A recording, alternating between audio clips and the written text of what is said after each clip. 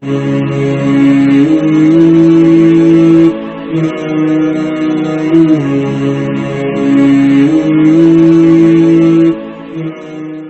علیکم ورحمۃ اللہ وبرکاتہ۔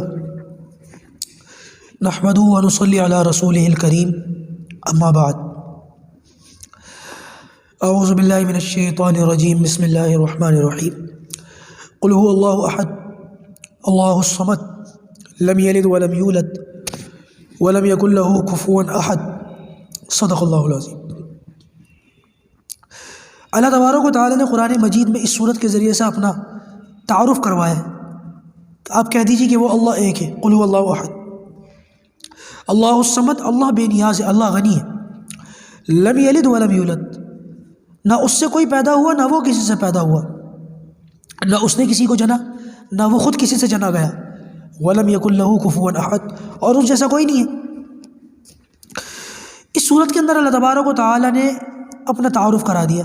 افسوس کہ دنیا کی بہت ساری قومیں ایسی ہیں جو اللہ کو مانتی تو ہیں لیکن ان صفات کے ساتھ نہیں مانتی، جیسے ہمارے یہود و نصارہ، دونوں ہی نے اللہ تبارک و تعالیٰ کے متعلق یہ کہہ دیا، وقالت الیہود عزیر ابن اللہ وقالت النصارى المسیح ابن اللہ۔ یہودی کہتے ہیں کہ عزیر جو ایک بڑے پیغمبر ہیں، جلیل القدر نبی تھے، عزیر اللہ کے بیٹے، اور عیسائی کہتے ہیں کہ عیسیٰ علیہ السلام اللہ کے بیٹے۔ ان دونوں ہی نبیوں سے جو معجزے ہوئے تھے، ان معجزات کی وجہ سے ان لوگوں نے ان کو اللہ تبارک و تعالیٰ کی اولاد قرار دے دیا۔ میں یہ گفتگو اس لیے کر رہا ہوں کہ ہمارے ہاں دسمبر کی 25ویں تاریخ کو یہ مشہور ہے کہ یہ عیسیٰ علیہ السلام کی پیدائش کا دن ہے۔ بہرحال صحیح ہو یا غلط مجھے اس سے بحث نہیں، لیکن سوال یہ اٹھتا ہے کہ بہت سارے لوگ جانتے بوجھتے بھی یا انجانے میں بھی اس بات سے واقف ہوتے ہیں یا نہیں ہوتے، لیکن وہ اپنے موبائلوں پر اپنے ساتھ کام کرنے والے، اپنے پڑوس میں رہنے والے، یا اپنے دوست احباب کے جو فرینڈ زون میں آنے والے لوگ ہیں، ان کو خوش کرنے کے لیے اپنے موبائلوں پر میری کرسمس، ہیپی کرسمس، اس قسم کی چیزیں لگاتے ہیں، شیئر کرتے ہیں، اسٹیٹس پر بھی رکھتے ہیں، جو بہت زیادہ فکر کی بات ہے۔ دیکھیے 25 دسمبر کو عیسائیوں کا صرف یہ عقیدہ نہیں ہے کہ عیسیٰ علیہ السلام پیدا ہوئے، معاذ اللہ، ان کا عقیدہ یہ ہے کہ اللہ تعالیٰ نے اس دن اولاد جنی، استغفر اللہ، کہ اللہ تبارک و تعالیٰ نے اپنے لیے اولاد جنی، اس دن اللہ تبارک و تعالیٰ باپ بنا۔